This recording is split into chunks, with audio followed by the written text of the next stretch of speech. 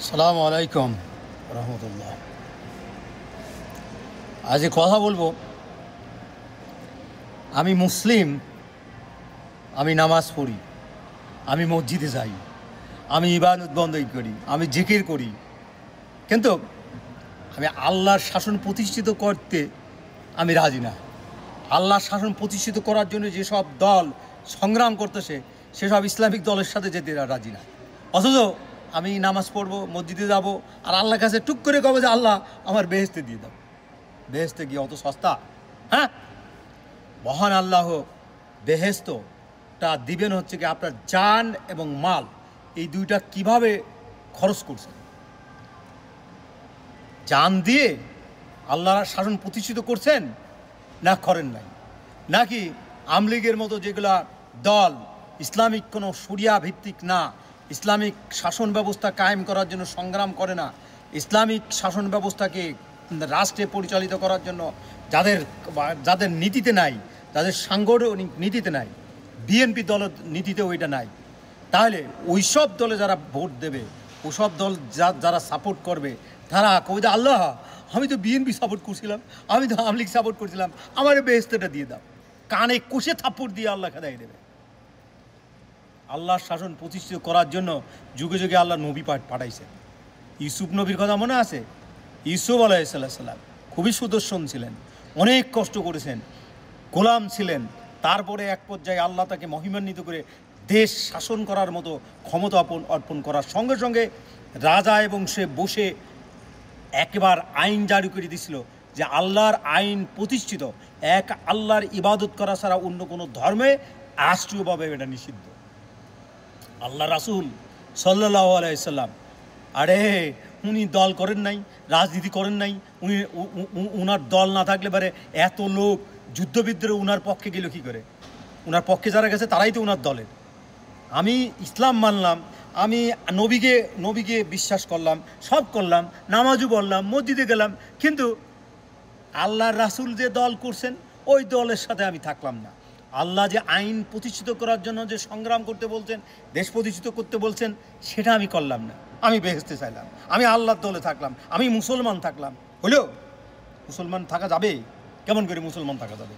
মুসলমান থাকতে হলে পারে তো তাকে আল্লাহর আদেশ নিজে মানে আল্লাহর রাসূলকে নেতা মেনে সেই দলে যারা থাকবে, সেই দলকে যারা অনুসরণ করবে, সেরকম দলকে নির্বাচিত করতে হবে। বিএনপি, হ্যাঁ, যাদের ভিতরে কোনো আল্লাহ এবং আল্লাহর বিধান যাদের সংবিধানে নেই, কেমন করে সে দল আমি করি? কেমন করে সে দলে আমি ভোট দেবো? আমি মুসলমান হয়ে কি করে এটা করতে পারি? হ্যাঁ, আমার বিবেকের কাছে পৌঁছানো। আল্লাহ বেহেশতে দেব বিএনপির ভোট দেওয়ার জন্য না? হ্যাঁ, আল্লাহ যুগে যুগে আমাদের নবীকে পাঠিয়েছেন, আমাদের রাসূলুল্লাহ সাল্লাল্লাহু আলাইহি সাল্লাম এর পরে উনি কি ঘরে বসেছিলেন? হ্যাঁ, হযরত আবু বকর রাদিয়াল্লাহু আনহু উনি দেশ শাসন করেন নাই, ওনার দল ছিল না, ওনার সৈন্য ছিল না।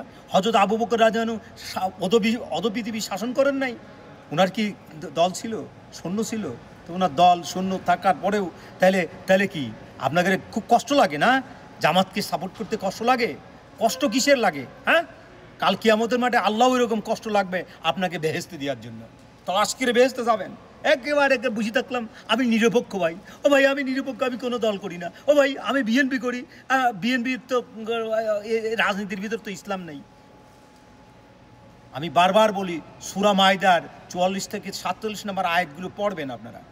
এখন আমি সেগুলো দেখাবো, আবার বারবার দেখাচ্ছি এই কারণেই যে যারা ইসলামকে মুসলমান হিসেবে নিজেকে দাবি করে, অন্তরে মুসলমান ইসলামকে বহন করে, অথচ আল্লাহর আইন প্রতিষ্ঠিত করার জন্য কোনো দেশকে, কোনো দলকে সাপোর্ট না করে বিএনপি আওয়ামী লীগের মতো দলকে সাপোর্ট করে, তাদের নিয়েই আজকে কথা। বুঝতে পারছেন? সরকার পরিবর্তনের পদ্ধতি কি এটা লেখাপড়া জানো?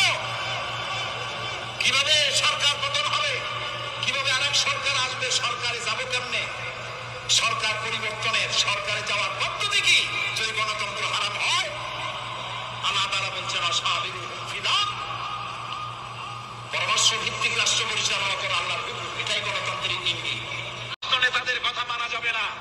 ওয়ালা তুতিউ আমরাল মুসরিফিন আল্লাযীনা ইউফসিদুনা ফিল আরদ ওয়ালা ইউসলিহুন, সেই সব নেতাদের আইন মেনো না, সেই সব নেতাদের কথা শুনো না যারা জমিনে ফাসাদ সৃষ্টি করে, যারা অন্যায় কাজ করে, গুনাহের কাজ করে, সংশোধনের কাজ করে না, ওদের হুকুম মেনো না, এসব নেতাদের আনুগত্য করো না।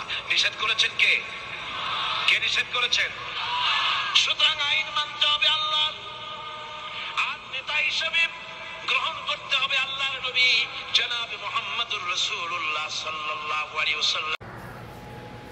তাহলে বোঝা গেল আমাদের সাইদ রহমতুল্লাহ তিনি বলছেন যে আল্লাহর আইনে আল্লাহকে মানতে হবে আর আল্লাহ রাসূলুল্লাহ সাল্লাল্লাহু আলাইহি সাল্লামকে নেতা হিসেবে নিয়োজিত করতে হবে, এবং তিনি কোরআন থেকে উদাহরণ দিয়েছেন। সেই প্রেক্ষাপটে এখন বাংলাদেশ জামাতে ইসলামের দৃষ্টিকোণ থেকে তারা কি করতেছে না কি, মানে তারা কি ইসলামের উপর আসছে কিনা সেটার উপর কিছু আমি আলোকপাত এখন দিব ইনশাআল্লাহ।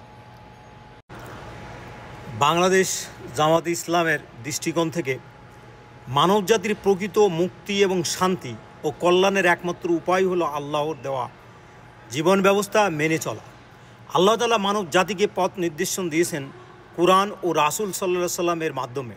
অতএব কোনো জাতি যদি প্রকৃত শান্তি, ন্যায় বিচার, কল্যাণ চায় তাহলে তাদেরকে আল্লাহর আইন অনুযায়ী শাসন ব্যবস্থা কায়েম করতে হবে।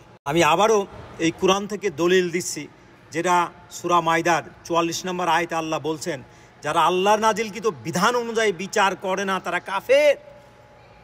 আল্লাহ 45 নম্বর আয়াতে বলছেন সূরা মাইদায়, যারা আল্লাহর আইন অনুযায়ী শাসন করে না তারা হচ্ছে কি জালিম। তারপরে বলছিলাম না 47 নম্বর আয়াতের কথা, এই সূরা মাইদার আল্লাহ বলছে যারা আল্লাহর বিধান অনুযায়ী শাসন করে না তারা হচ্ছে কি ফাসিক। এছাড়াও সূরা আল নাহাল আয়াত নাম্বার হচ্ছে গিয়ে 89, যেখানে আল্লাহ বলছেন যে আমি আপনার প্রতি কিতাব অবতীর্ণ করেছি যাতে সব বিষয়ে বিশদ ব্যাখ্যা রয়েছে এবং এটি হিদায়েত, রহমত ও মুসলিমদের জন্য সুসংবাদ। কোরআন থেকে রেফারেন্স দেওয়ার পরে আমি হাদিস থেকে কিছু দলিল দিচ্ছি, সেটা হচ্ছে কি আমাদের নবীর মুখে শুনি। উনি বলেছেন যে সহিহ হাদিসে আবু দাউদের এখানে বলা হচ্ছে যে সাবধান, আমাকে কোরআনের সাথে তার সমতুল্য ও দেওয়া হয়েছে, সুন্নাহ ও হাদিস দেওয়া হয়েছে। আল্লাহ রাসূলুল্লাহ সাল্লাল্লাহু আলাইহি সাল্লাম হাদিস শরীফের মুসলিম শরীফের হাদিসে বলেছেন যে বনি ইসরায়েলের রাজনৈতিক নেতৃত্ব দিতেন নবীগণ। যখনই কোনো নবী ইন্তেকাল করতেন তখন তার অন্য নবী তার স্থলাভিত্তিক হতেন। তাহলে কোরআন এবং হাদিস দুইটা থেকেই আমি উদাহরণ দিয়েছি, রেফারেন্স দিয়েছি, 600কে দেখিয়ে দিয়েছি, আয়াত নাম্বার সহকারে দেখাই দিয়েছি, এবং আল্লাহ রাসূলের হাদিস, আল্লাহ রাসূল মুখে কি বলেছেন সেটা একদম ভালো মতো দেখিয়ে দিয়েছে। এরপরেও আমি বাংলাদেশে জামাত ইসলামী করব না, আমি নিরপেক্ষ থাকবো, আমি বিএনপিতে চলে যাব, আমি আওয়ামী লীগে চলে যাব, বাট মরার পরে আমি আল্লাহর কাছে আল্লাহ আমাকে বেহেশতটা দাও। বেহেশতে কি অত সস্তা? ছান আর মাল এই দুটির বিনিময়ে আল্লাহ বেহেশতে দেবে, চাইলেই বেহেশতে দিয়ে দিবে না? তাহলে তো সব মানুষজন বেহেশতে চলে যাবে। বেহেশতে কি অত সস্তা? হ্যাঁ, আমেরিকাতে একটা বাড়ি কিনতে লাগলে 30 বছর তার মর্গেজ টানা লাগে। হ্যাঁ, 30 বছর পরে একটু ওটা টুমটুমি একটা বাড়ি, সেটার মালিক, তাও মালিক না, আবার 100 বছরের ভিতরে মরিয়ে বা চলে যেতে হবে, তার ছেলে হবে মালিক বা আরেকজন হয়ে যাবে মালিক। এরকম ওই বাড়িও এরকম হাত বদল হচ্ছে। আর বেহেশত হচ্ছে কি আল্লাহর দেওয়া চিরস্থায়ী একটা বিশাল বড় মানে নিয়ামত। সেই জিনিস কি অত সস্তা আল্লাহ দিয়ে দেবে? হ্যাঁ, আরে মুসলমান হিসেবে দাবি করে ভাই আমি তো জামাত ইসলামের দলে জাতি চাই না ভাই, এইসব দল টলে বুঝি না, রাজনীতি কোনো বুঝি না। হ্যাঁ, রাজনীতি বুঝো না? তোমার মাথার ভিতর বিবেক নাই যে আমি আওয়ামী লীগ করবো না, বিএনপি করবো না, আমি জামাত করব? আমি 5টা লোক আওয়ামী লীগের থেকে দেখি তাদের ভিতরে কি ইসলাম আছে, তারা কি নামাজ পড়ে, তাদের কি দাঁড়িয়ে আছে, তারা কি ন্যায় নীতির উপর থাকে, তারা কি চাঁদাবাজ করে না, তারা কি দুর্নীতি কম করে না, এরকম? নাকি জামাতের লোকজন 5-10 জন নিলে পারে তাদের ভিতরে বেশি লোক ধার্মিক মোমেন, তারপরে ন্যায় নীতি করে, চাঁদা চলতেছে না, তারা মানুষকে করতেছে না? আমার সিদ্ধান্ত তো আমার কাছে নিতে হবে। আল্লাহ তোমাকে ডাকছে, শয়তানও তোমাকে ডাকছে, সিদ্ধান্ত তো তোমারই নিতে হবে। আল্লাহর দিকে যাব নাকি আমি শয়তানের দিকে যাব?